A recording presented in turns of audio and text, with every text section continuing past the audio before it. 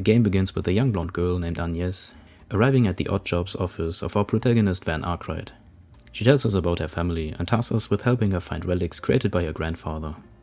And because she has funds to pay him, Van agrees and begins asking around town where they meet a shady informant and members of the Bracer Guild. Shortly after their meeting with the shady informant, they try following him to find out what he might be up to and maybe get a new lead.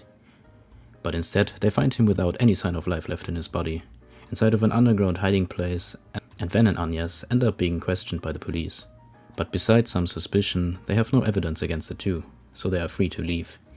And while continuing their own search, the two actually come across the first Genesis, and during a fight at the place they find the Genesis at, Van's holocore called Mare allows him to transform into the battlesuit form, the Grendel, for the first time. Now with their search actually having a chance to be successful, Agnes offers to work part-time at Arkwright Solutions, where they keep looking for the remaining artifacts. Their first client is a young warrior girl named Farida, who asks for help to find her mentor, who was last seen in a small town, which is why they head there and begin asking around for clues. Here we find out that apparently monsters around town recently show unusual aggressive behavior. And when we try to look for the cause of said behavior, we get to meet the mint-haired man named Melchior, who uses one of the Genesis to cause chaos. Further we find out that Melchior defeated Ferris' mentor and her unit in battle and turned them into aggressive zombie soldiers with the help of the Genesis. And after defeating them, Ferry is faced with the decision to redeem her former friend and master, which she couldn't, so Van steps in her stead. Following this emotional encounter, we get to meet Ferris' father, who leaves his daughter in our care for training after. After some time went by and we took care of some more basic tasks, the next main mission brings us to the hometown of Haywire and a young man named Aaron Way. Here we also encounter the local mafia, and during a foggy event, Aaron's friends end up being robbed of their life. So obviously he wants revenge, and after beating up the men responsible, we find out they were manipulated by the same people that turned Ferris' mentor into a zombie soldier. So they decide to attack Almata's Langport base directly, and to do so they team up with Elaine. Inside, we eventually find our mint-haired friend again. We get to confront him directly for the first time, but he seems way out of our league as of now. So Elaine steps in to hold him off, and we take the chance to flee the scene. Afterwards, we get confronted by a purple-haired woman named Viola, and a blonde man named Alexander.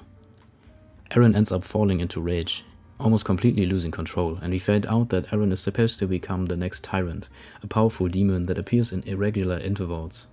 The demon inside Aaron is awakened with the help of another Genesis, and Van uses the Grendel to keep him under control. But beating him up doesn't help him regain control. Instead, Van holds an uncomfortably cheesy speech as if they were friends for their entire life, even though they just met. Aaron fights the Tyrant in his head, and finally gains control of his body and mind. Afterwards, it's revealed that the town's elder work together with Armata.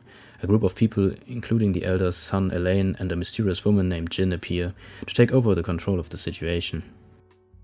Back at Arkwright Solutions, Aaron joins the team despite Van not being a huge fan of the idea.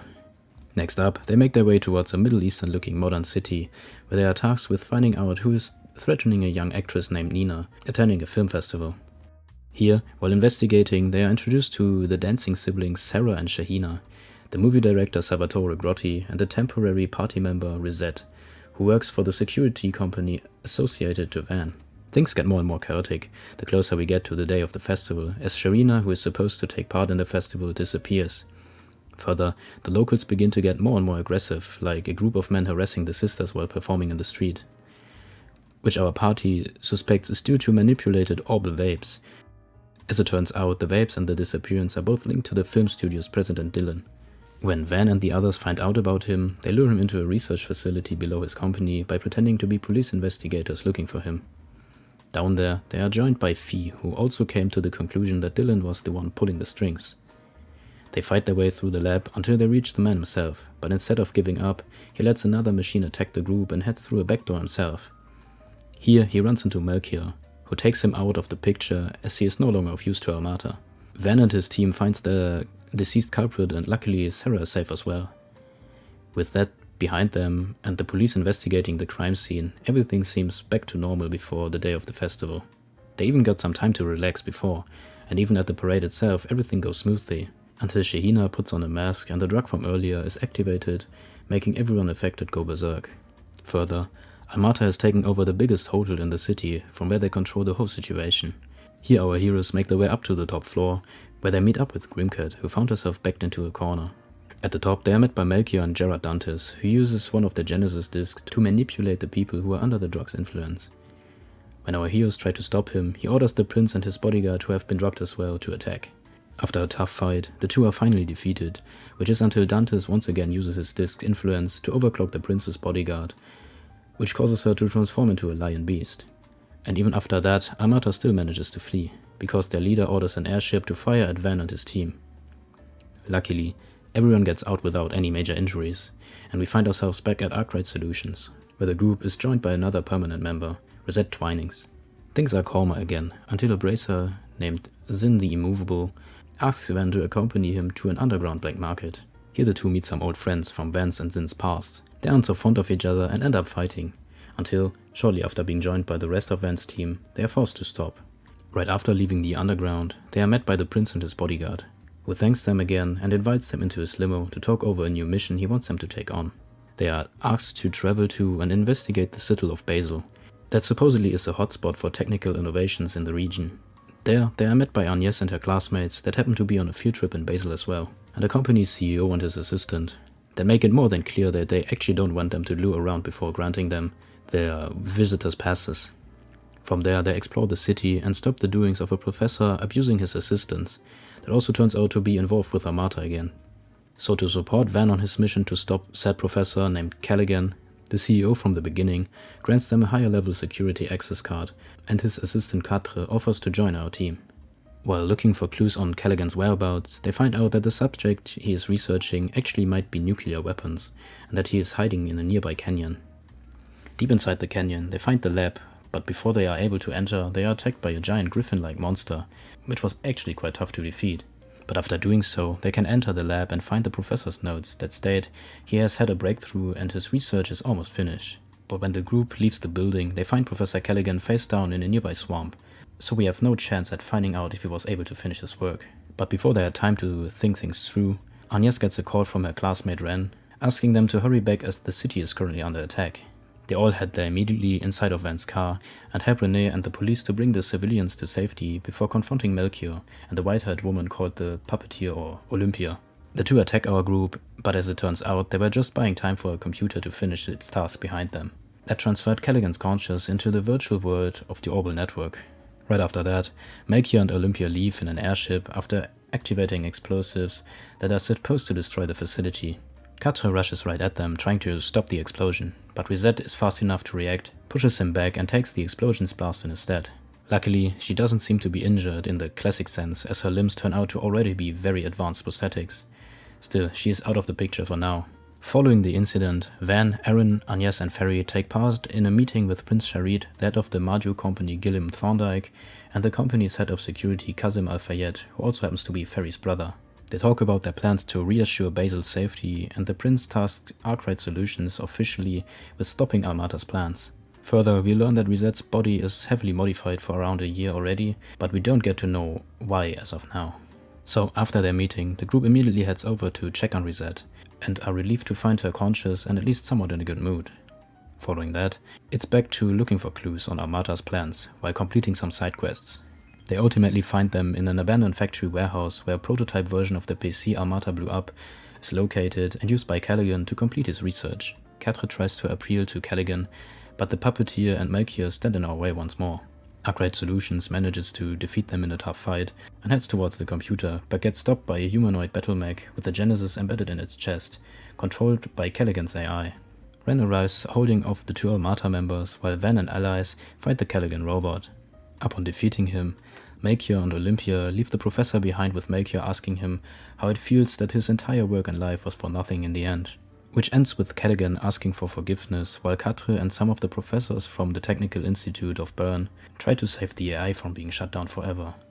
But because the prototype is the last computer advanced enough to host Callaghan's digital form, he is forced to meet his fate, fueled with regret for what he has done to his friends and colleagues. Back at home, Arkwright Solutions goes over everything that happened once more, before getting a request from Maxime Lugan, an arrogant and famous race driver, who tells us the story of a woman he once loved that even got pregnant with his child, but left him when she couldn't take his disrespect and cheating anymore. Despite not being too fond of the man, the group agrees to help him, which brings them to a forest where he apparently left a time capsule at the time they were still a couple. And then after fighting through a few monsters and reaching the place the time capsule was buried at, it turns out the woman we are looking for is Paulette, the daughter of Van's landlord. Paulette and her father are obviously not too happy to see him again, but they decide to listen to what he has to say. And to spare her from all the chaos, Van and the others offer to take Paulette's daughter Yume with them on a weekend trip to a hot spring. There they spend some time unwinding with the several activities like making their own wind chimes, tea tasting, and most importantly, bathing in the hot springs. Here they also come across the actress Judith and find out that Van's holocore is actually able to possess humans, as she takes over Yume to explore the hotel's surroundings. While trying to find the possessed girl, they also come across a blue-haired woman turning out to be a skilled sword fighter, who challenges us to a duel. In the end, she actually doesn't seem to be a threat, at least for now, and Van's II also realizes her mistake by endangering Yume, and everyone can be brought back to safety. On their way back to their office, they get into heavy traffic, and eventually we get the info that Almata used an unfinished version of the nuclear weapon they were researching in a small village. Through a short cutscene, we find out that one of our allies, the journalist Dingo, has been inside the village at the time of the attack. He actually confronted Almata and managed to take and upload some pictures of the device that has been detonated. After a few days with Arkwright Solutions resolved to stop Almata growing further, we get a request from the Ouroboros enforcers Elroy and Lucrezia, who ask us to work for them. Knowing who they are, Van obviously hesitates, but after carefully considering the situation, agrees eventually. After arriving at their destination, Arkwright Solutions finds out that they were by far not the only ones being called there. All around the city are members of literally every faction imaginable, including people like Ferry's brother, or bracers like Elaine and Fee. And the reason for that turns out to be that Almata plans to organize a Battle Royale tournament, where teams including us are supposed to fight each other to gain access to the next round, with the final prize being a chance to face Almata themselves. They planted nuclear weapons below the city, holding thousands of people hostage. Further, they implemented rules like disallowing anyone to leave obviously, but also to not contact authorities outside of the city or trying to skip ahead and attack Almata directly. But what they did not think of is teaming up, so Van comes up with the plan to ask another squad to join forces.